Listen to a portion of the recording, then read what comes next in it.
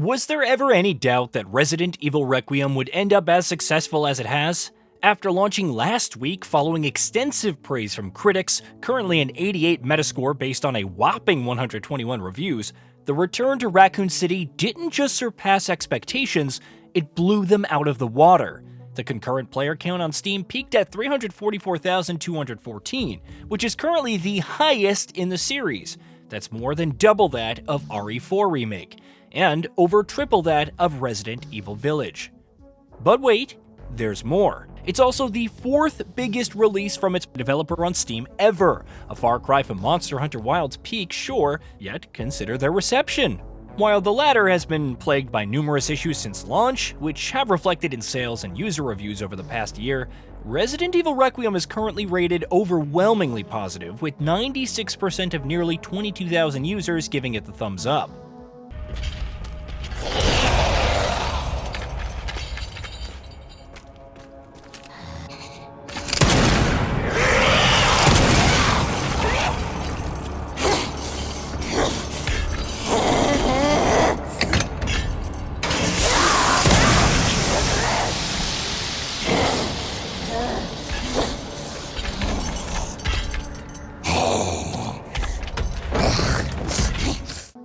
As if it wasn't basking in enough glory already, sales numbers have also been announced. Over 5 million copies within the first week.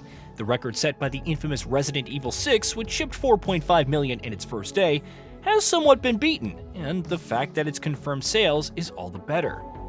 And if that's not enough, Requiem also currently has a Metacritic user score of 9.5. Not only does that beat the likes of Clair Obscur, Metal Gear Solid, The Witcher 3, and Silent Hill 2, but it also finally unseated Disney's Cory in the House. How long will it last? Who can say? Regardless, it's yet another accolade. So, what is it about this game? Why are so many people addicted? Granted, the hype around it has been unreal, over 1 million wishlists just a few weeks after the first trailer is nothing to scoff at. But beyond Leon's dashing looks, what is it about the game that has people so head over heels? For starters, the very premise. After all these decades, the only time we've been back to Raccoon City is in Resident Evil 3 Remake, and even then, that doesn't represent its current state. We're finally seeing what it's like in the present day, and to the development team's credit, it didn't skimp out on anything. Rather than simply presenting it as a series of linear sections, your first introduction is actually very semi-open world-ish. Some places are locked off, but after the harrowing first boss, if you can call it that, you're let loose to truly explore. In classic Resident Evil fashion, there's plenty of item hunting, but you have some freedom in deciding how to acquire these things. And even if its grayscale ruins can be very depressing, as they should be given the horrors that unfolded, they're far from abandoned. Zombies are still present and have a few new tricks, outright tossing rebar at Leon from afar. The level design also facilitates different kinds of situations, whether you're sneaking through the parking garage and assassinating zombies, desperately fighting in the sewage facility against a new enemy, or navigating a tower, taking care not to fall through the glass. And that's before you even get to the highway, or Raccoon City Police Department.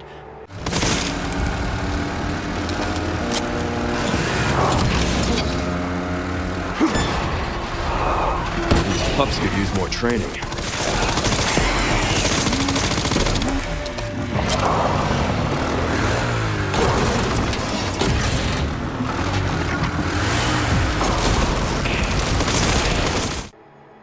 Of course, Requiem isn't sold on Raccoon City alone. Look no further than the first act in the Rhodes Hill Chronic Care Center, which seamlessly bounces back and forth between Leon and Grace.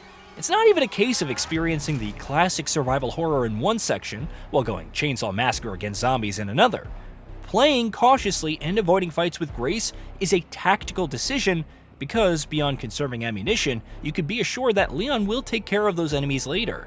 However, Grace is the only one who can craft hemolytic injectors for instantly taking down zombies and preventing them from mutating, which means Leon wastes less ammo and has less to worry about during his side. And just like Raccoon City, there's no shortage of cool moments. whether it's encounters against the girl, the new stalker, or venturing even deeper into the care center's basement and water treatment plant to unearth the awaiting horrors. All of it works in tandem with the overarching mystery of Elpis and what Grace's connection to it is. Comparatively, the secret of Raccoon City and Leon racing against time to learn more about Elpis while dealing with Raccoon City syndrome creates a similar urge to keep pushing through. Frankly, I could go on about the attention to detail in this game, the secrets, the callbacks, the shocking returns, and so on, but perhaps the biggest reason why players are so addicted to Resident Evil Requiem is that, just like Village, Resident Evil 2 Remake, Biohazard, and RE4 Remake, its gameplay is just sublime. From scavenging for blood for crafting as Grace, to using Leon's hatchet to parry attacks and chop up zombies, the new additions are great and naturally slot into the existing gameplay loop. But alongside the gunplay and movement, and how naturally responsive they feel, the development team deserves extra credit for slotting two different perspectives into the game. It's not simply a matter of setting the camera differently and calling it a day. Both perspectives would have been painstakingly optimized for each character and their actions, besides taking the level design into account. The results are worth it though, and even encourage replay value. What it's like to play through entirely as Leon in first person, replicating the final acts of Resident Evil Village. How much more immersive would Raccoon City be if you were experiencing everything through his eyes? For that matter, how much would you empathize with Grace while playing through third person? How much scarier would her situation come across when you can see her disturbed facial expressions and awkward animations as she fights against her fears? Now throw in the usual unlockable content that every Resident Evil has to offer, from an unbreakable knife to new charms. Want to simply tear through the game with unlimited ammo and a charm that causes all handgun bullets to penetrate enemies? How about a charm that will increase your firepower the longer it stays in your inventory? You could even attempt challenge runs by mixing and matching these aspects, going through the entire campaign with Leon's hatchet but taking advantage of infinite durability. Of course, unlocking all of these requires earning challenge points, which means completing various types of challenges, pushing you back into the nightmare again and again. Except the first playthrough already gives enough points to unlock some new weapons, keeping things fresh. And hey, if you want the classic Resident Evil experience, ink ribbons and all, standard difficulty Classic is always there. Conversely, venture into Insanity to truly push your skills to the limit. Any new Resident Evil title is subject to the same hype cycle as every major new release.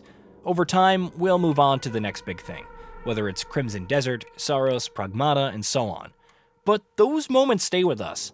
An excellent Resident Evil title is one that you want to keep revisiting, even if there are still so many questions to ask, and which may not be answered for who knows how many years.